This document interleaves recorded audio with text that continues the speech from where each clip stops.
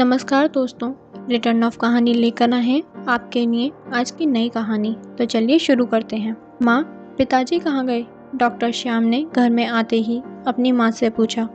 श्याम की माताजी ने बोला, पता नहीं बेटा, देखो लाइब्रेरी में होंगे। तभी श्याम की पत्नी सोनाक्षी बोली, आपने आज बहुत गुस्सा कर दिया। पिताजी के ऊपर, बूढ़े हो गए हैं, उनकी उम्र का तो ख्याल करो। डॉक्टर श्याम, बूढ़े हो गए हैं लेकिन हरकतें बच्चों जैसी करते हैं। बच्चों के साथ वीडियो गेम खेल रहे थे और शोर मचा रहे थे। इतना भी ख्याल नहीं है कि घर में कुछ लोग आए हुए हैं।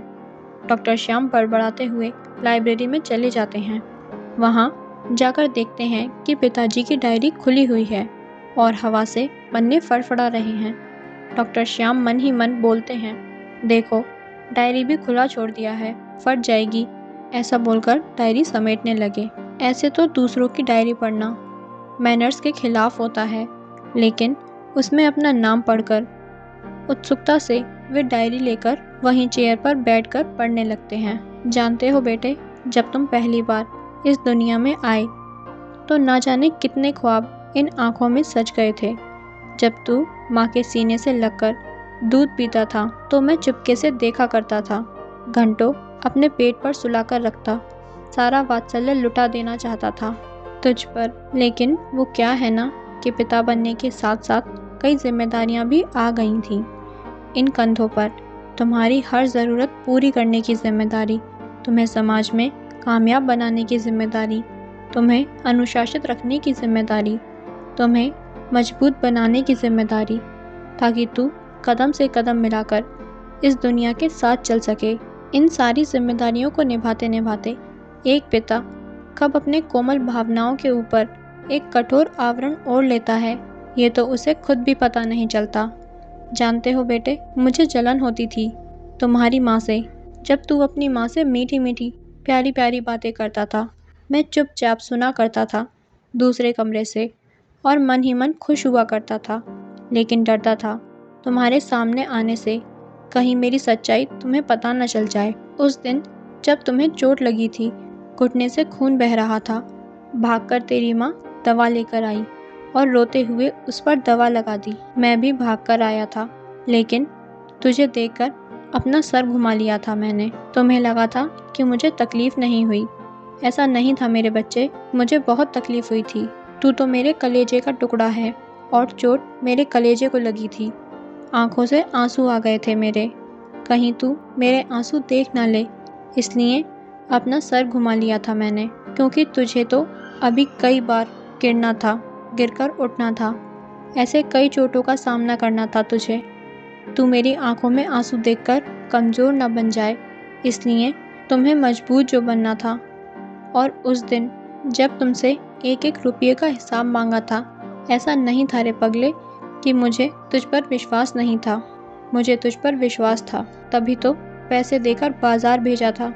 मैं तो तुझे पैसे का मोल सिखा रहा था, तू कहीं पैसे को गलत जगह ना खर्च करे। मुझे फिक्र थी तुम्हारी। और उस दिन जब दोस्तों के साथ पार्टी करने के लिए पैसे मांगे थे तूने और मैंने मना कर दिया था, फिर तेरी माँ ने तुझे पैसे दिए थे पार्टी करने के लिए, इसलिए तो तेरी माँ से कभी उन पैसों का हिसाब नहीं मांगा मैंने। फिर भी तेरी फिक्र थी मुझे कि कहीं तू दोस्तों के साथ गलत संगति में ना पड़ जाए, इसलिए तेरे पीछे पीछे गया। तू दोस्तों के साथ खूब मस्ती कर रहा था, झूम झूम कर नाच रहा था। मेरा भी मन किया आज सारे बंधन तोड़कर तेरे साथ खूब मस्ती करूं, मन भर के नाचूं गाऊं, लेकिन उस दिन भी रोक लिया मैंने खुद को। सोचा पहले तू एक कामयाब इंसान बन जाए, फिर तेरे साथ खूब मस्ती करूंगा, ढेर सारी बातें करूंगा, इसलिए दूर से ही तुझ में अपनी जवानी जीकर आ गया।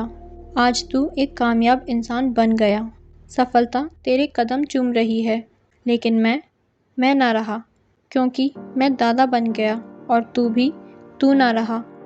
तू भी एक पिता बन गया है, एक जिम्मेदार इंसान, घर की जिम्मेदारी, बच्चों की जिम्मेदारी, समाज की जिम्मेदारी।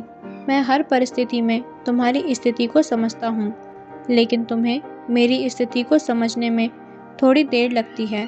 यही दूरी तो है एक पिता और एक पुत्र के बीच की दूरी, और क्या लिखूं मेरे बच्चे? अंत में मैं बस इतना लिखूंगा कि तुझे मैंने तेरी माँ की तरह अपने शरीर के अंदर से नहीं निकाला, लेकिन तू मेरा अंश है। जिस दिन तू इस दुनिया में आया, मैं तेरे अंदर जीने लगा। तेरे चेहरे पर खुशी देखकर अपनी सारी थकान भूल गया। तेरे बचपन में अपना बचपन जीने लगा। तेरे चेहरे पर सुकून देखकर अपनी सारी मुश्किलें भूल गया।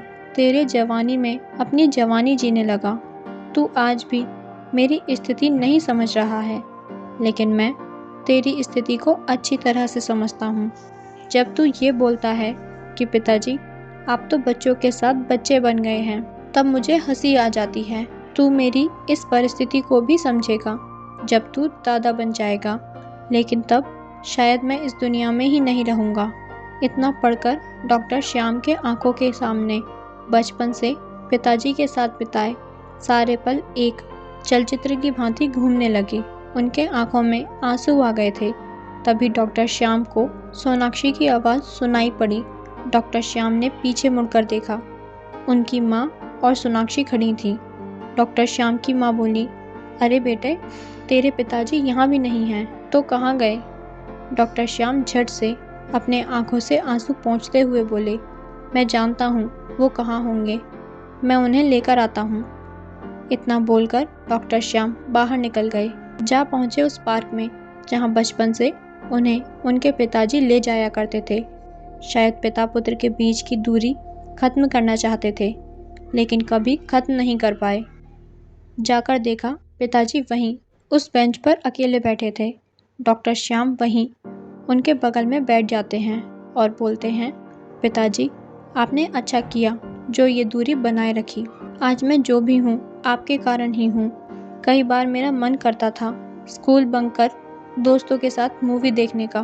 कई बार मेरा मन स्कूल नहीं जाने का करता था।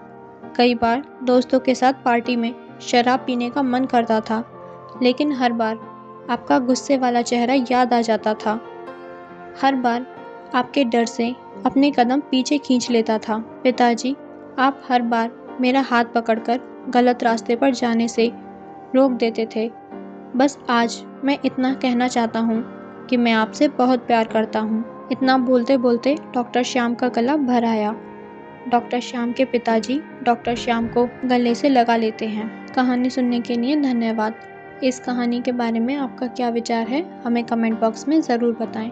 और साथ ही कहानी अच्छी लगी हो तो लाइक कीजिए और चैनल को सब्सक्राइब करना ना भूलिएगा। धन्यवाद।